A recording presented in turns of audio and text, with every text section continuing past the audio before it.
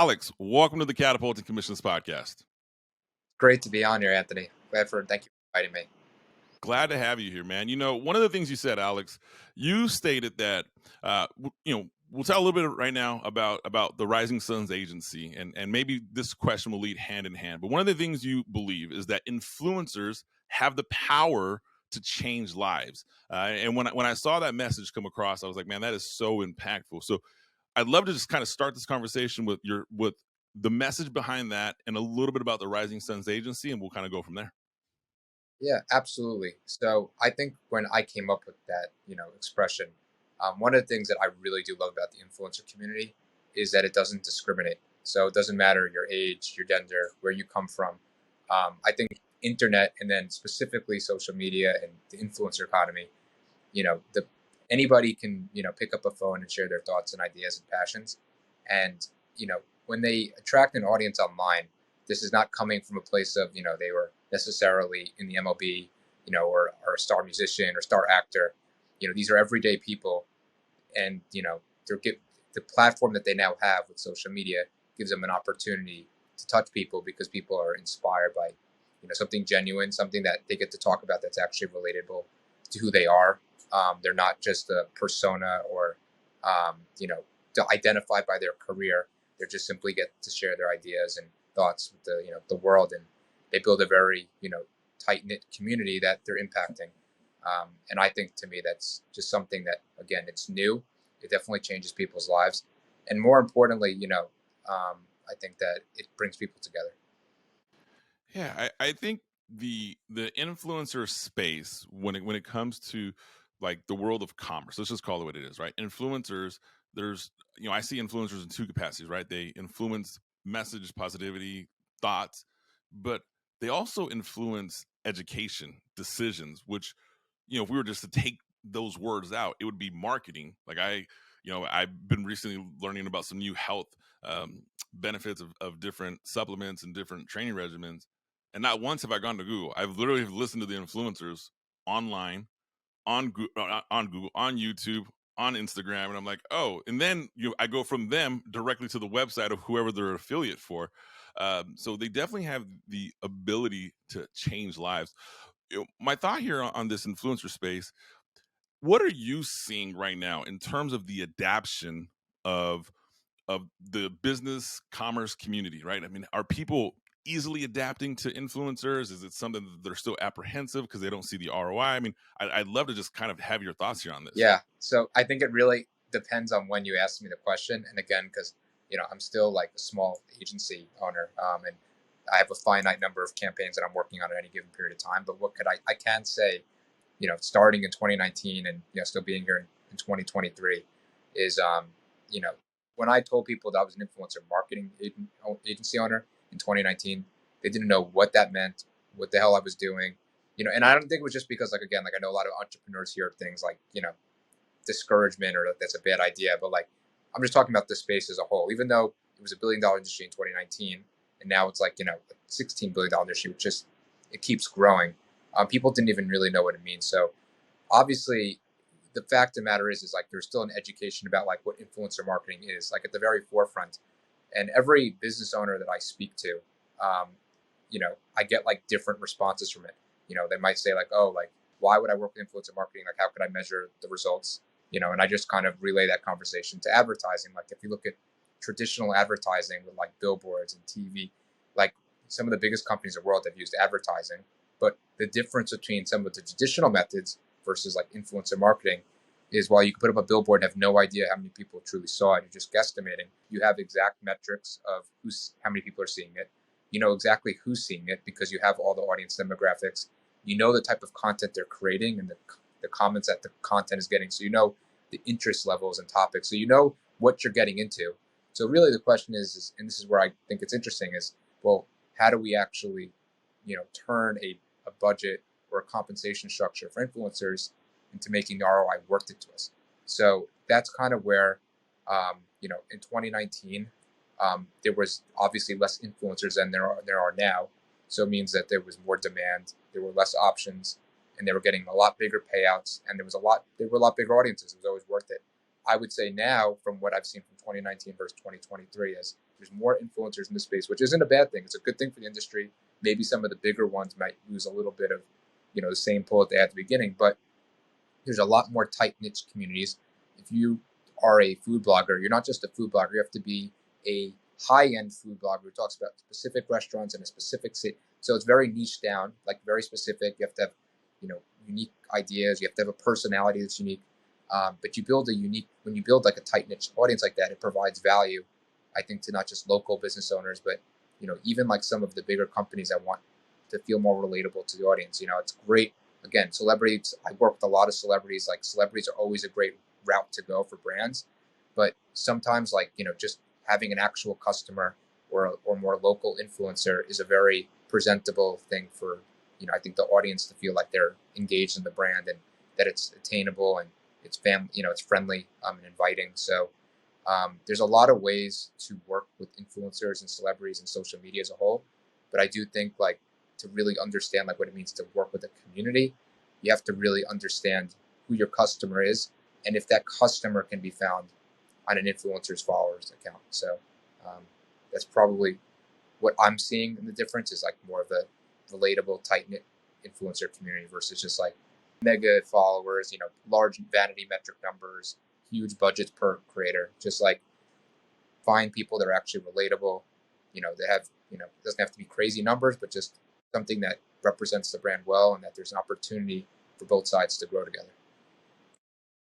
Oh man, I love how you break that down. Where it's the way you break it down, Alex, in terms of me like this influencer marketing is in such an authentic fashion, which I love, and one of the reasons I'm glad to have you on the show, because sometimes we look at these social media influencers and like I relate, which is ironic. Like the influencers that or yeah, influencers that I relate to most mimic my lifestyle. Like and it really I have found that when I get someone influencing a product that is perfect, all aspects of their life, I'm like, man, that's not my life, man. Like I struggle, right? I'm a parent of teenage girls. Sometimes I'm mad as heck. Sometimes I miss dinner because I'm working late. Like I'm human. So when I see these influencers mimic my lifestyle or have things that are in line with me, I tend to gravitate to them more. One thing I'd love to hear your thoughts on here is there's influencers and then there's creators. Because right now, I have, like I said, I have two teenage daughters and they are like chomping at the bits to want to be creators in various different forms of TikTok and social media. And my girls are completely different. One loves makeups, girls like the fashionista. One like is all into like combat sports and fighting, and they both want to create different things. Can you share with me a little bit on your on how we define in this day and age the difference between an influencer and a creator? So really the main differences between like an influencer and creator. So I see like influencers is more along the lines of like the sales and marketing side of the equation. So like if you think about like influencer influence, they're pretty much either an expert or an advisor or have some credibility on speaking on a subject matter, a product recommendation. They have a ton of distribution, like a lot of like, views and followers, and so I that's kind of what I see as like an influencer. They present the brand in an image, whereas a creator, again, that's where there's a lot more of the video editing, photography skills.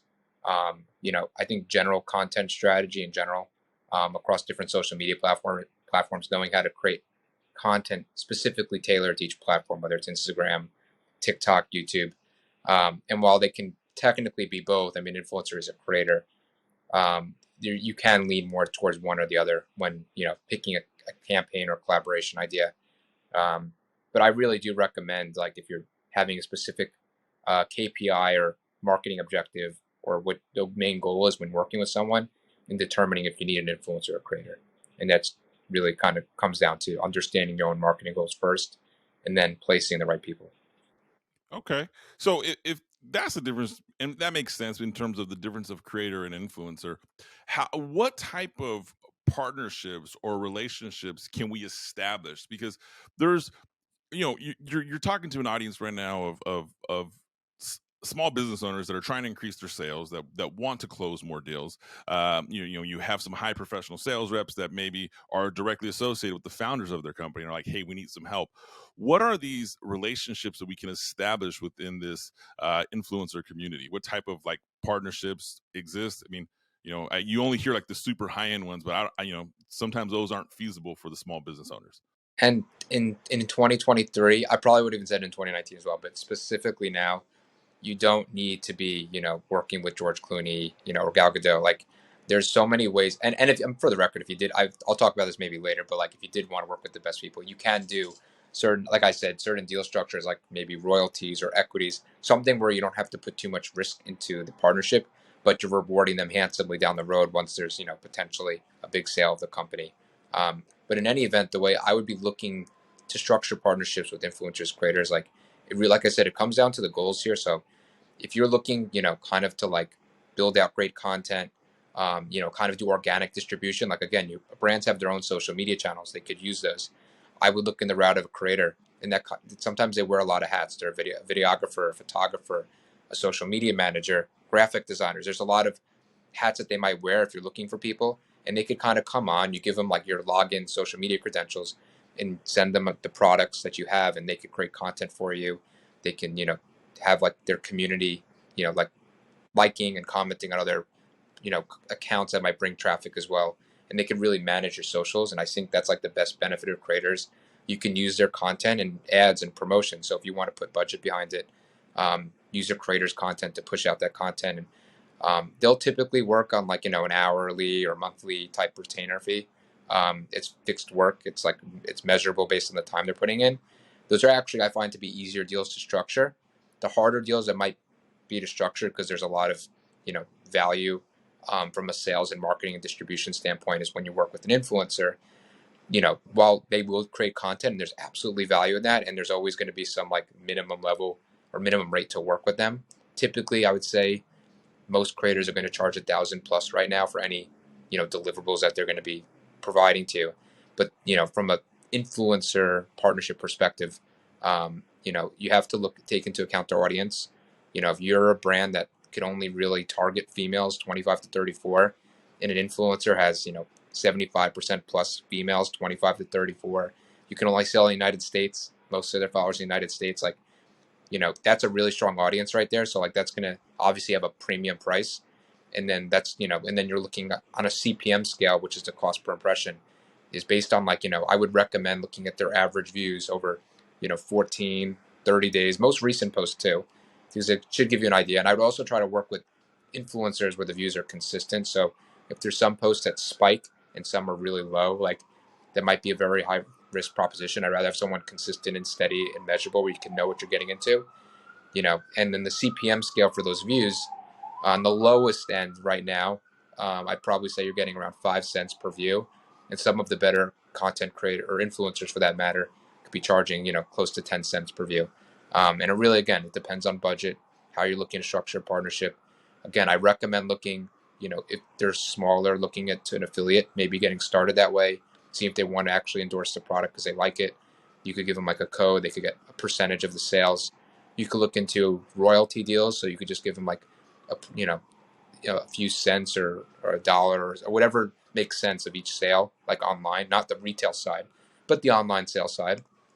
And again, like if you really like working with a creator, you've seen successful partnerships, and then you want them involved in not just the content creation and the promotion, the sales, but maybe helping again, like promoting to their other network of influencers. Maybe you want them to help with like, the actual overall operational side of like, your business and providing insight into the marketing, because again, you're gonna have a lot of other marketing initiatives besides just your influencer program. Look into equity. I mean, I think I work with so many influencers and I think they're brilliant entrepreneurs. They're way smarter than they're given credit for. They pretty much built something out of nothing, most if not all of them. So, get creative with these partnerships. I wouldn't just check like, a spreadsheet of like having 100 creators on one campaign, working with them each one time, and then just like moving on to the next batch and just kind of like having them like quotas.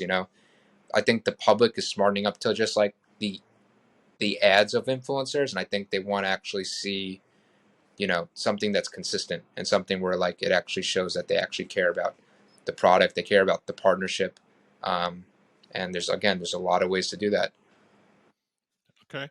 And I appreciate that insight. Like, how is that? Earlier, you mentioned like cents per view that someone will be charged. Like, what are the KPIs for like the business owner? Like, if I go out and I establish this relationship with the local influencer, let's say I own a local beauty salon in town and I want to work with one of the local influencers that pushes, I don't know, because she, I do her hair and she has a following of a bunch of people that are my ideal client avatar. What are my measurements for measuring like the performance of hiring her, retaining her, my campaign for her, all that fun stuff? Yeah, I mean, I guess the holy grail of metrics is the sales, right? Is how many sales are this content generating or from the post.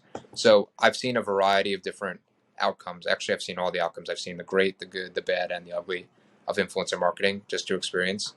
Um, and again, I think this is also why a lot of brands are looking to kind of go like more micro niche creators, because the first time you do an influencer marketing campaign, again, you, as well as you might know your brand and the things you might love about your brand, it might not be the same exact reason somebody else might like your brand, or at least from terms of the content they're creating. So you have to do a lot of different testing.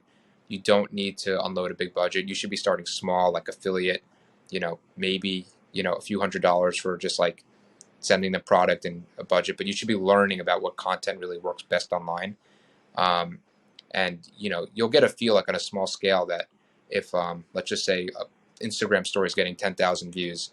Now I would probably value that depending on the audience, maybe like, I would say around $500 for an Instagram story, and most 1,000 depending on who it is. But do that a few times and test out what's working, and make sure each creator tests it out, has like different content, maybe different style, see what's working the best.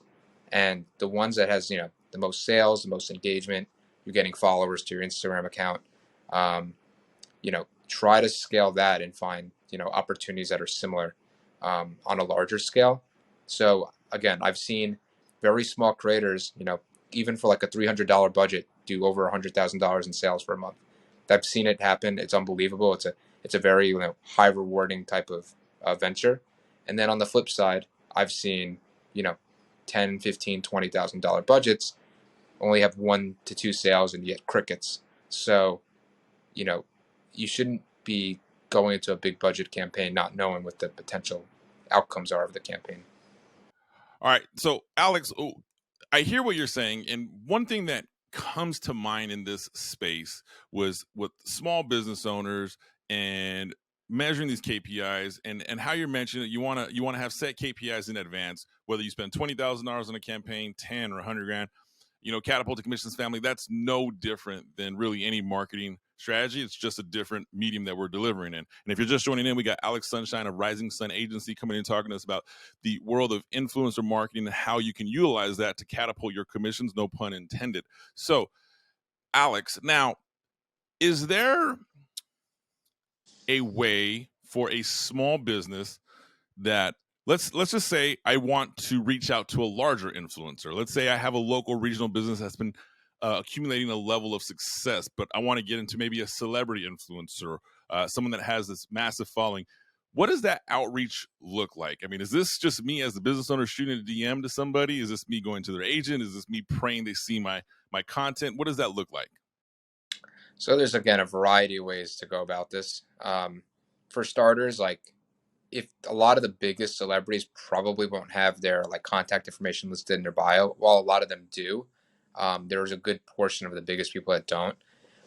Everything is is a lot more accessible than you would think in modern era. So like, don't be like shy to like just kind of know some of the bigger firms at the forefront. So like there's from a talent agency perspective, some of the big guys are like CAA, UTA, A3, WME. There's a lot of these big agencies. So like you could reach out to them or even look up, the information online, see if that's one of their agents and get in contact with them. And if they don't, represent that person, they might help get you in contact with the agency that does. You could talk to, again, a lot of agencies like myself or other agencies that are influencer market agencies have a lot of the resources, to build these. We have a lot of these connections already, but if we don't, we have the ability to make these connections just through other industry professionals in the space, and we have large networking groups together. So I would probably say getting in contact is not necessarily the hardest part. what would be the hard or difficult part is coming up with a proposal that might entice them, having a product or service that they want to promote and that they can get behind, um, and then actually, you know, bringing all your brainstorming ideas and thoughts to the actual marketplace and doing a campaign together. That's where a lot of the meat of it comes into. Usually, once the relationship is built, while there's always difficult conversations and like renegotiating the deal and seeing how performance is, it's typically a lot easier the second time around to, work something out because you're kind of invested in each other and the partnership and the public facing of it. You're invested in getting something done long term if you haven't already at the onset, which I also, talk about this on my LinkedIn, but I really don't recommend jumping into a long term partnership. Like it's like you don't want to marry someone on the first date. But I think in this world, like if you do one or two promotions and things go well, it's very hard to find a really, really good partner. While you can find some good ones, it's like I'm talking about a really good one that you really are obsessed with. Don't be like too shy to ink them to something long term and secure them, and make sure they're not promoting their competitors, and you know you could really go for it. And like I said, I think if you're a business owner and this is a process you don't want to go through by yourself, there's companies like mine that could help you in making sure that we could guide you through the entire process, making sure that we're properly contracting everything that you need to know. Coming up with really strong content ideas, measuring not just who you might be interested in. And again, this is also a problem I've seen is like people want to work with someone that they like, but you have to pick someone that your potential customers will like, and that makes sense for your product. So it's not, you have to kind of remove the bias as well. Like just because you like them doesn't mean it will sell for the product. So that's something I always talk about, and I make sure to audit and do a strong recruitment on. And then of course, in this space, it's very common. Like you don't have to make a large payment like upfront. Like you can facilitate payments and delay it. So if you contract someone for a campaign, you don't even really have to pay them until 30 days after the post goes live, like on a net 30 basis, which is extremely common. So, there's a lot of tips and tricks of the trade, and just, things in general that, a business owner can do to get in contact with a big celebrity. To just, have to do their due diligence in advance. Well, first step, catapulting commissions family. Don't be afraid to take that step. So that's some great insight by Alex here. Alex, one of the last questions that I get before we wrap up. In this world of utilizing influencer marketing, is there a specific, I guess, who is this for and who is this not for? Like, where have you seen campaigns be really effective? Where have you seen campaigns not be effective? And maybe if we can even speak specific industries to your insight, like, hey, this is great on a regional influencer. This is great on a national influencer. Because, every business owner that I've worked with, they have different industries, different verticals. And it's one of the questions that I get often asked when I'm presenting a consulting strategy or a sales training is this going to work for my industry? So that's my opportunity to ask you, is this influencer marketing going to work for every industry? Can you share some insight on that? Absolutely. So I really, like I said, I think it depends on the goals. So there's just some, again, campaigns I would say like there should be like a brand awareness thing, just to like, draw attention, play the long game, building brand reputations. And if you think about it, you see it in your everyday advertisements, but like, I wouldn't be giving a discount code for, a Mercedes Benz, like, and you look at the commercials too. I mean, they do have those offerings at the end of each commercial, but that really is an awareness play. You see plenty of product placements in movies with these big companies. They're not pushing discount codes there. So there's definitely like a branding reputation side. I typically recommend that for maybe the high end luxury companies that are really focused on branding, the awareness, the messaging. That's just going to be way more important. Versus like, again, if maybe you're smaller, sales are the most important KPI. And again, when I say sales being the KPI, like you have to be e-commerce. Like if you're not in an e-commerce operation, like if you're just like maybe a general service provider, like I wouldn't necessarily recommend influencer marketing. So I would say like you have to really understand your own operation. Certain industries like food and bev, like, that's also going to be something, again, like maybe it's not directly great to do like with online sales. I mean, you can, but some of the best ways is understanding how you could leverage the retail component of that operation. And, you want sales velocity in stores, and you could get that through awareness online. If you're just like, again, like you're a lot of, if you notice your operation sells more online, then that's influencer marketing is perfect for you. You know, they could do the codes and they put the links in their stories, their bios. They could integrate it into their YouTube, videos, and they could put like a link in the description. So yes, it definitely matters industry you're in. I wouldn't say overall it works for everyone, but I would say specifically if you're just looking to drive ROI and sales online, I would be like an e-com operation, and that's what you're best at. If you're more like retail or you're just a bigger branded a company that's trying to brand themselves, I would probably say focus more on brand awareness and your messaging. I think small service providers, I probably wouldn't recommend influencer marketing, but I would recommend collaborating in some capacity. Maybe just like joining their podcast as a guest, like what I'm doing with you. Maybe you can try to provide some value to them in exchange for social media content. Kind of like a barter for barter service. But yeah, you really do have to understand your own operation first and what's working before you say, influencer marketing is for me. Got it. Makes sense. Catapulting Commissions family, you heard that here directly from the source. Ensure you identify, is this going to work for me? What's the ROI? And treat the influencer marketing like any other business segment. You can increase your sales through another vertical utilizing influencer marketing. Identify it. If it's appropriate for you, I highly recommend you get in contact with Alex. Now, Alex, Rising Suns Agency, Alex Sunshine, how do we find you? How does the Catapulting Commissions family learn more about you? Where should we direct everyone who's listening to this? So yeah, I post a lot of free content on my LinkedIn channel, just Alex Sunshine. You could find me on LinkedIn. If you wanted to learn more about my company, my background, my services, you could find me at risingsunsagency.com. I also have like an Instagram presence, which is Rising Suns Agency. But I'm super accessible, to get in contact with. I'm a boutique agency owner, so you get to work directly with me. I'm not going to hand you off to a rep. So I've been doing this for 4 or 5 years. I'm very tight knit about the clients that I have right now. So if you need any help, I offer free consultations. Feel free to reach out to me. All right. Catapulting Commissions family, you'll find all those links in the show notes. Be sure to reach out to Alex, Rising Suns Agency, and learn about this trend. Not even this trend, I would say this new era that I don't see influencer marketing going away anytime soon. My opinion is probably be more popular. And if you would have told the Yellow Pages people 20 years ago, they would have been, obsolete. They would have argued not, because there are new things coming, and this is just one of those ones that's taking the place by storm. So this is the part of the show. You know what to do. Do me a favor. Go get connected with Alex. Smash that like button. Be sure to subscribe, comment, let me know your thoughts. Shoot me a DM. Are you using influencer marketing in your own business? Have you thought of it? Have you not thought of it? Share your thoughts. Shoot us a DM, and we will see all of you next week.